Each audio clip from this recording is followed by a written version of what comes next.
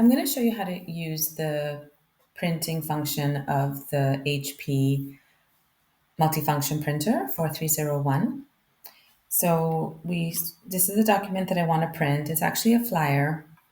If I just hover on the bottom left here of any when you open a file in Adobe Acrobat, you can see the dimensions of the file.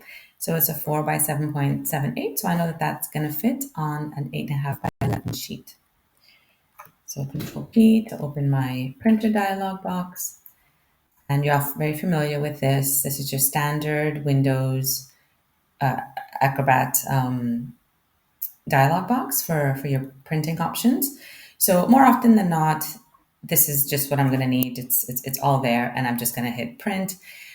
If I'm printing something that is a draft copy or does not need to be in color, please choose the printing in grayscale. And of course, you can also save ink and toner if it is an actual draft or if it's a printout that you know is not going to be used for, let's say, a customer or some high quality thing like a poster or something. So always save ink and toner and print in grayscale unless you absolutely have to print in color. So I'm just printing a draft of this. So I'm going to print in grayscale and I'm going to save the ink and toner and I'm just going to click print and that will print the file. To get into the print driver of the actual HP, let's say you just you needed some enhanced features, but here, like I said, you can do just about everything that you would need to.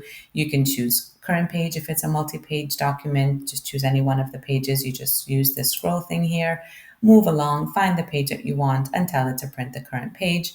You can also print a range of pages by clicking this and entering 1 to 5 or 5 to 9 or 3, 5 if you just want pages 3 and 5, right? So different ways that you can do that. And then your paper handling. Now your size is always going to be 8.5 by 11 here because that's just what this printer can handle. You can, if you say that you want to fit, it's going to make the artwork bigger. In this case, it's a flyer, so I want to print it in actual size and leave it the way that it is. You have the option to print on both sides of the paper, and then you have the option to go portrait or landscape, or you can just say auto. That's usually the one that is perfectly fine to use. So these are the basic settings. If I want to print on a different type of paper other than regular 20-pound paper, can see that this is not really an option here. I don't have the option to choose, and that's because the selection of the paper is printer specific. So what I want to do is I want to pop open the print driver for this particular printer, and I'm going to get to that by clicking on properties. And as you can see, it's popping up an HP print driver here for this particular model. So a lot of these features are exactly the same. I don't need to go through them because I've just set them on the standard print option selector here. So I'm going to scroll down to the section called document, and then I'll see my different paper settings. So my paper size is letter. It is always going to be letter for this particular printer. In fact, there are other sizes, but they're all fairly small, right? They're all pretty much letter sized.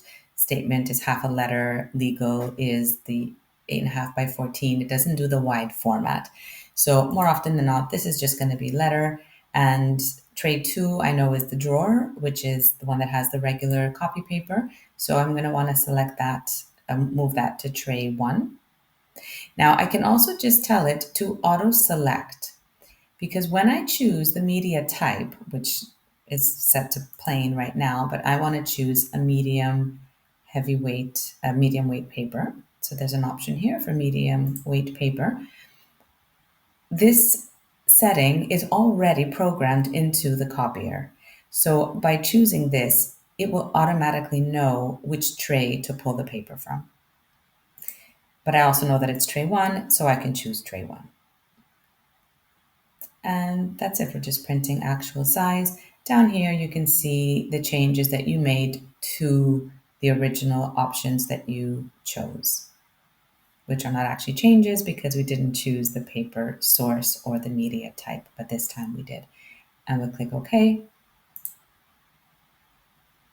And then we're going to print.